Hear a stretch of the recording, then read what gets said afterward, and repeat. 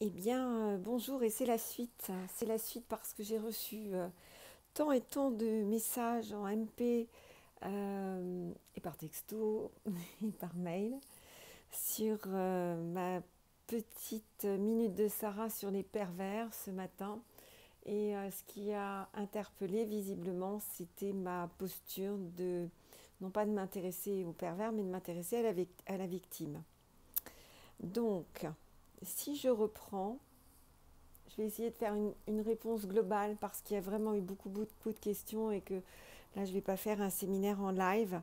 Pour autant, il va y avoir en avril, regardez la date, je ne sais plus, il va y avoir en avril un, un atelier de 3 heures, un samedi, sur la dépendance émotionnelle qui pourrait vraiment puissamment vous aider. Et puis la semaine prochaine, il y a un atelier aussi le samedi sur comment gérer un environnement toxique. Donc on est bien dans le sujet également, c'est des portes d'entrée différentes, mais c'est vraiment toujours le même sujet.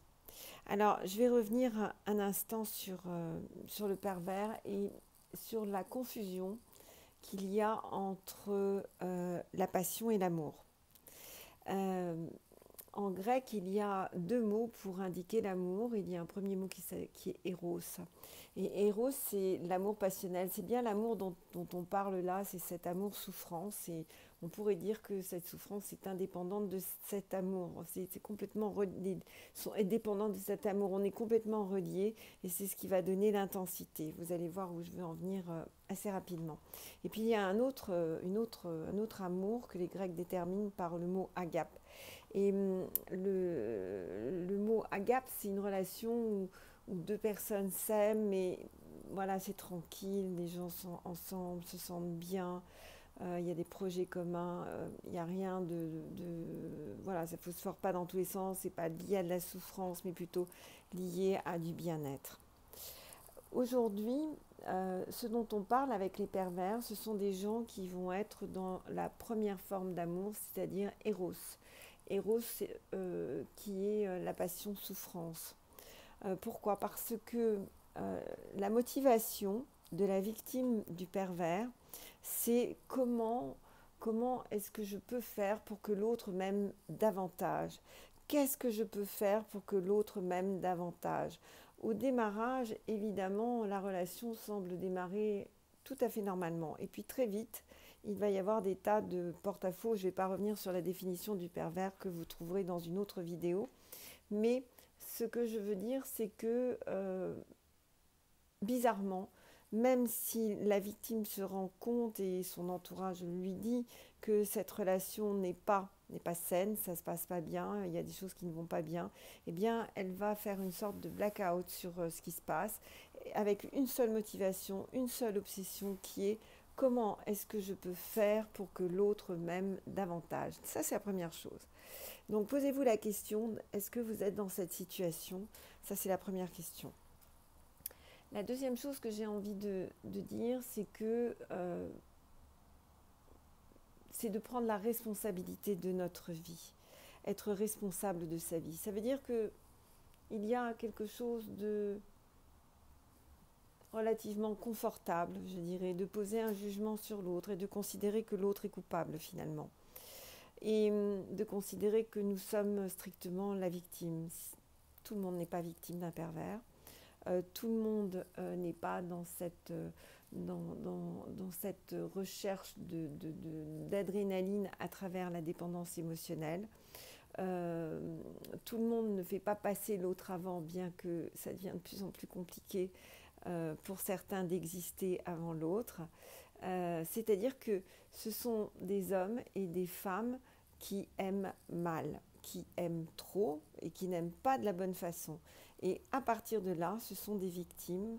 Quand vous vous reconnaissez dans cette personne qui aime trop, qui aime mal, qui fait passer l'autre avant, vous êtes à la fois dépendant émotionnel, mais vous allez d'une part mettre le partenaire dans la position de devenir un pervers, même s'il ne l'est pas, parce qu'il va être amené à profiter de la situation. Alors, a fortiori, évidemment, quelqu'un qui aurait une structure totalement avérée de pervers, qui là va se régaler de vous faire tourner en bourrique. Euh, pourquoi et comment on en sort et finalement, est-ce qu'un jour on se réveille de ces relations-là? Le jour où on s'en réveille, j'étais longtemps victime d'un pervers pendant plusieurs années parce que je suis pas très rapide parfois pour comprendre les choses. Et, euh, et, et j'avais conscience que quelque chose dysfonctionnait, mais je n'arrivais pas à en sortir. Ce qui a fait qu'un jour j'en suis sortie complètement, ça a été le jour où je n'ai plus eu besoin de répondre, euh, une réponse qui était une bonne réponse, de trouver une raison au comportement de l'autre, d'expliquer encore et encore des choses qui étaient évidentes. Et vous voyez, la victime, en fait, elle va avoir ce besoin permanent d'en faire beaucoup trop, d'aimer beaucoup trop, d'expliquer beaucoup trop, de se justifier beaucoup trop.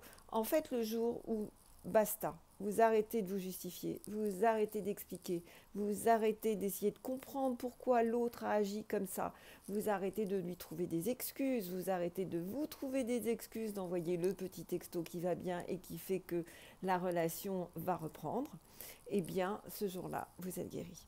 Et vous, la vie, bien sûr, va vous tester, encore une fois, ou peut-être quelques fois, mais à un moment donné, bah, ça sera terminé. Vous ne les croiserez plus aujourd'hui. C'est vrai que je n'en croise plus et que ça fait un long moment maintenant que je n'en croise plus. Pour autant, au moment où j'étais dans cette configuration, eh bien, c'est à croire que j'étais dans un monde où il n'y avait que des pervers. En tout cas, il y en avait beaucoup. Voilà, donc la victime, c'est quelqu'un de dépendant émotionnellement, c'est quelqu'un qui aime mal, c'est quelqu'un qui aime trop, c'est quelqu'un qui veut réparer la relation, c'est quelqu'un qui est le moteur de la relation, c'est quelqu'un qui va finalement mettre l'autre dans la position de devenir un pervers s'il ne l'est pas. Et évidemment, s'il l'est, ben, il va être dans la position d'exprimer son plein potentiel. Et là, vous allez prendre cher, forcément. Donc, en sortir, arrêtez de répondre, arrêtez. Et je rappelle quand même une technique qui est la technique du brouillard. Lorsqu'on est face à un pervers, parce qu'on m'a posé la question, ok, on fait quoi quand on est face à un vrai pervers? Pas à quelqu'un qu'on a mis dans la posture 2, mais un vrai pervers. Eh bien, on utilise ce qu'on appelle la technique du brouillard. Le pervers, si vous regardez bien, c'est quelqu'un qui va être très indéfini sur ce qu'il fait, sur où il est, les gens qu'il voit, à quelle heure, comment. Eh bien, vous allez utiliser la même technique, c'est-à-dire que vous allez être totalement imprécis. Et si quelqu'un vous dit, ben, en fait, euh, non mais tu te comportes vraiment n'importe comment et c'est lamentable, d'accord, si tu le dis. En fait, vous allez aller toujours dans si tu le dis, si tu le penses, peut-être, je sais pas, j'ai pas d'idée. La technique du brouillard, c'est vraiment des phrases qui vont finalement renvoyer l'autre dans une imprécision totale. Et cette imprécision va faire qu'il va lâcher l'homme ou la femme. Mais il faut savoir qu'il y a des femmes perverses aussi, bien sûr. L'homme ou la femme va lâcher. La technique de brouillard est la seule technique linguistique utilisable avec un pervers. Voilà, c'était un tout petit résumé de ce qui sera dit dans les environnements, traiter les environnements toxiques, comment on s'en sort. Ça, c'est samedi de la semaine prochaine de 15h à 18h.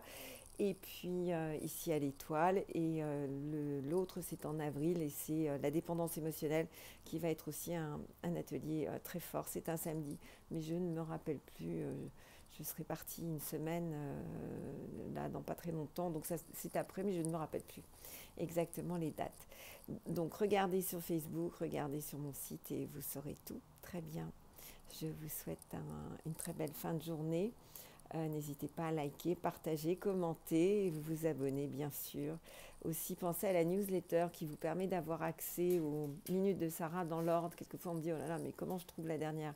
Mais en fait voilà, sur la newsletter vous avez toujours la dernière vidéo qui apparaît et puis surtout les vidéos dans l'ordre. Pour certains c'est un peu compliqué de trouver l'ordre des choses.